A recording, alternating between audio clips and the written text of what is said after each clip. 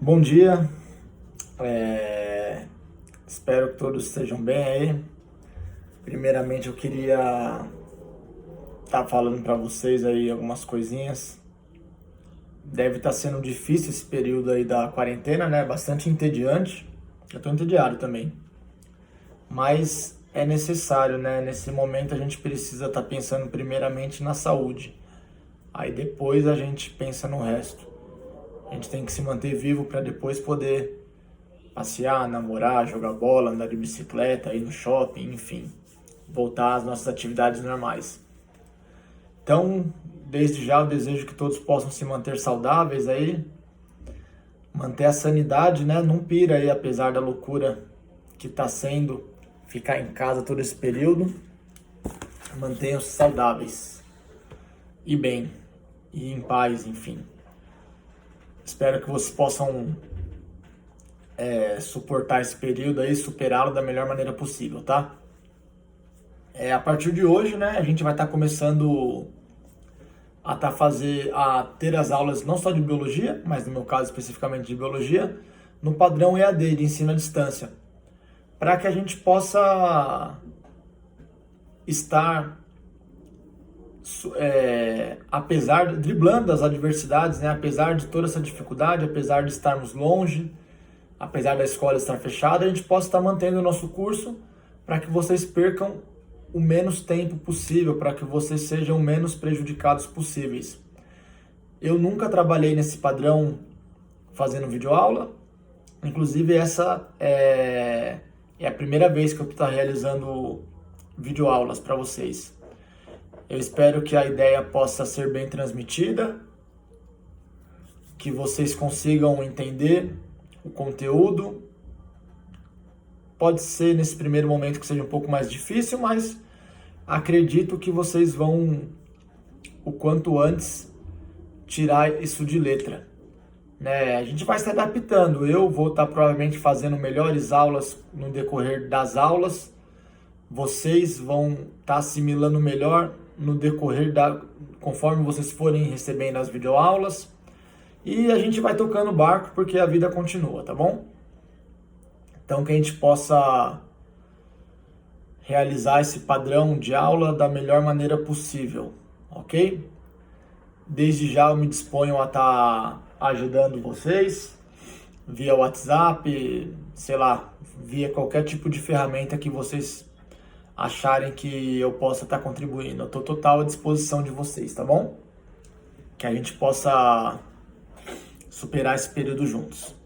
Então vamos lá, hoje estaremos começando a apostila 2, porque nós tínhamos acabado a apostila 1, que foi muito bom. A gente vinha o nosso cronograma estava bem legal. Se não houvesse esse problema, a gente teria seguido da melhor maneira possível. E aí, com esse problema, a gente também vai seguir de uma maneira diferente, mas seguiremos. Eu acho que havendo boa vontade de vocês e minha, a gente vai conseguir juntos manter as aulas para que vocês não sejam tão prejudicados, tá? Então, hoje nós estaremos vendo a aula 16, que é a primeira aula da apostila 2, que fala sobre como provar a fotossíntese.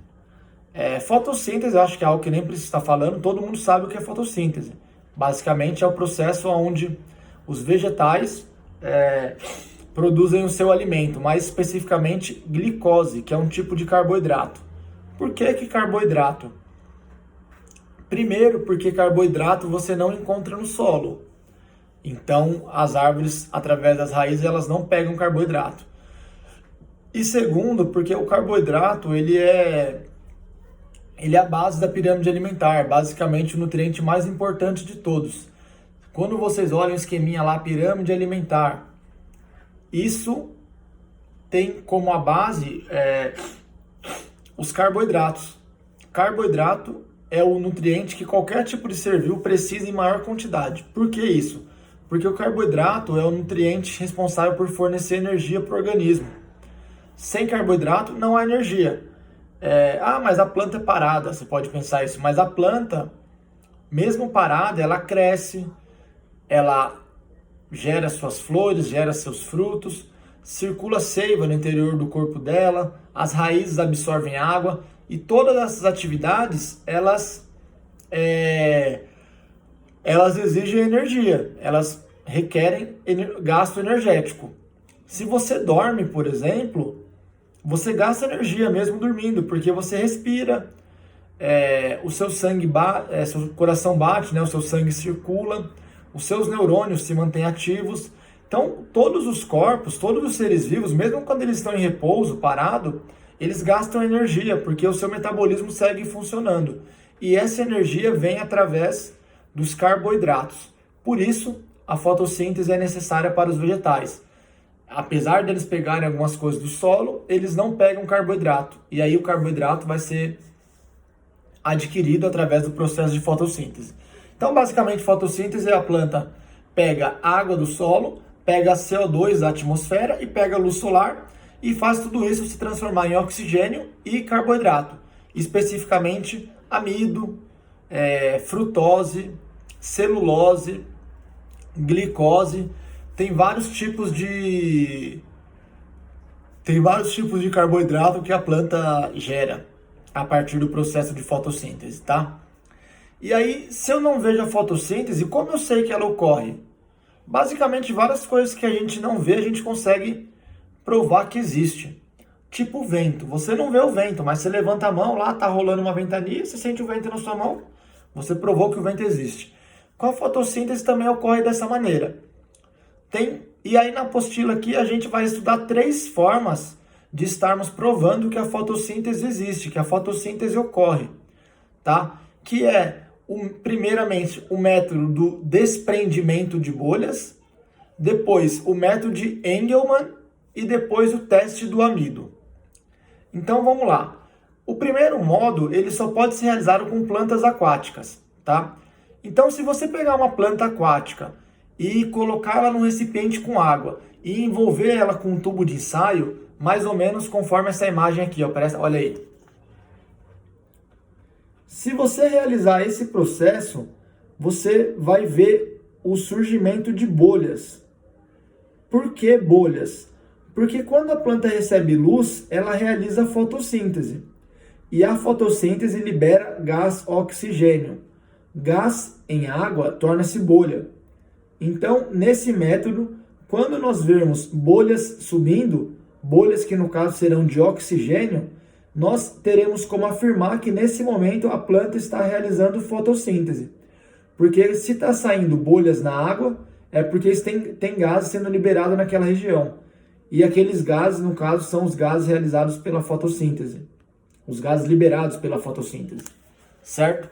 Então, esse método é chamado de desprendimento de bolhas. E é uma forma de nós estarmos provando que a fotossíntese existe. Ok?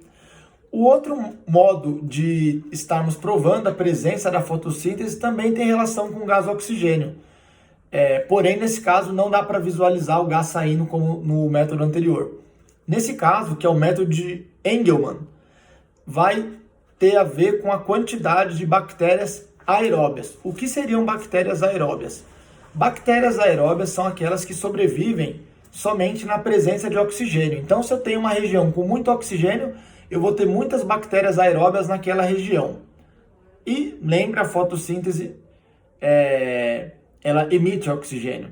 Então vamos lá. Para a planta realizar fotossíntese, ela precisa de luz. Provavelmente em química, vocês aprenderam que a luz apresenta um espectro. O espectro de luz, as ondas luminosas e tal. Então olha aí, ó. Nesse método chamado de método de Engelmann, nas posições de luz no espectro de luz entre 400 e 500 e entre 600 e 700, nós teremos uma alta concentração de bactérias aeróbias. Ou seja, se eu tenho muitas bactérias aeróbias, é sinal que eu tenho muito oxigênio naquela região. Se eu tenho muito oxigênio, é porque está rolando muita fotossíntese. Então, a presença dessas bactérias naquela área onde existe aquele espectro de luz, ou seja, onde existe luz proporcionando a fotossíntese, eu vou ter bastante oxigênio. Então, se eu tenho muito oxigênio, eu tenho muitas bactérias aeróbias. E por que eu tenho muito oxigênio? Porque houve muita fotossíntese. Então, não existia oxigênio ali. Agora, e aí não existiam bactérias aeróbias. Agora está cheio de bactérias aeróbias. Sinal que está cheio de oxigênio. E de onde veio esse oxigênio? Veio da fotossíntese.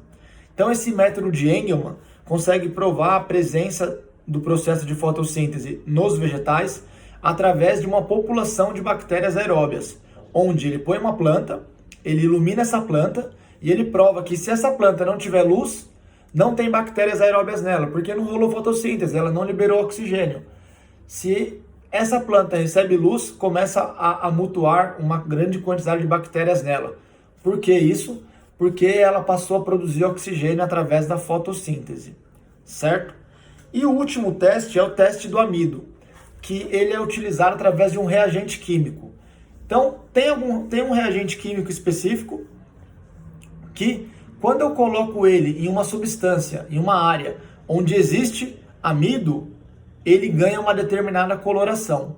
Amido, ele é um sacarídeo, ele é um carboidrato, que é presente nos vegetais. E o amido, ele é produzido com a fotossíntese. Então, imagine a minha mão. A minha mão é uma folha. Se eu deixar aqui os meus 3 dedos e presos à minha folha, e eu iluminar ela, só vai ter amido em toda a região iluminada, ou seja, nessa parte que estão os meus 3 dedos não haverá amido. E se eu pingar um reagente aqui na minha mão, ficaria essa parte dos meus 3 dedos sem reagir, ou seja, com uma coloração diferente. Porque não houve amido aqui, porque não houve luz e não houve fotossíntese. Por exemplo, aqui um esqueminha da apostila, olha aí, ó. A folha foi tampada com esse formato aqui, ó, deixando tipo esse V.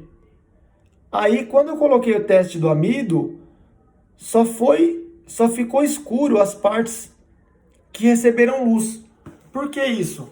Porque só a parte que recebeu luz foi onde houve amido produzido. E como esse teste reage com o amido, somente essas partes receberam uma diferente coloração, tá? Então, eu posso provar que a fotossíntese existe através do gás oxigênio, fazendo com que ele forme bolhas ou fazendo com que ele proporcione o acúmulo de bactérias aeróbias, ou também eu posso provar a presença da fotossíntese através do amido, que é um carboidrato produzido por esse processo, onde eu ponho um reagente que reaja com esse amido e toda a área que não for iluminada não vai reagir. Por que isso? Porque essa área que não foi iluminada, ela não realizou fotossíntese. E aí, consequentemente, ela não vai sofrer essa reação. Já as partes iluminadas irão reagir, provando que o processo de fotossíntese ele de fato existe. Tá bom? Então, por essa primeira aula, a princípio era isso, que é referente à aula 16. No decorrer da semana, no caso terça e quarta, eu vou estar passando mais 2 videoaulas para vocês que são correspondentes às 2 aulas que teríamos nessas datas. E vamos seguindo nesse padrão, ok? Para que a gente possa continuar o nosso curso da melhor maneira possível. Eu gostaria, por favor, que vocês estivessem realizando os exercícios da página 12, tá? Na página 12 aí tem 4 perguntas associadas a essas formas de demonstração da fotossíntese. Por favor, realizem ele e aí depois eu vou estar publicando um vídeo para vocês para que a gente possa estar corrigindo esses exercícios para ver se vocês estão conseguindo assimilar o conteúdo da melhor maneira e estão conseguindo responder às atividades. Tá bom? É isso, gente. Eu espero que vocês tenham assimilado aí da melhor maneira possível. Eu acredito que com o passar das aulas, conforme eu for gravando mais aulas, eu vou estar melhorando. E acho que vocês também vão estar melhorando a assimilação de vocês. Mas por ser um começo, eu acho que está bem satisfatório. Tá bom? E a gente vai desenrolando o resto aí no decorrer dos dias. Lembra que desde já eu estou à total disposição de vocês para que a gente possa estar tirando algum tipo de dúvida. Conta comigo aí, me manda mensagem, enfim. E é isso. Ok? Fiquem na paz aí. Boa quarentena para todos vocês. Superem aí o ócio. É entediante, mas a gente tem que seguir dessa maneira. A gente tem que ser flexível e se adaptar às novas condições, ok? Fiquem em paz aí, beijão para vocês.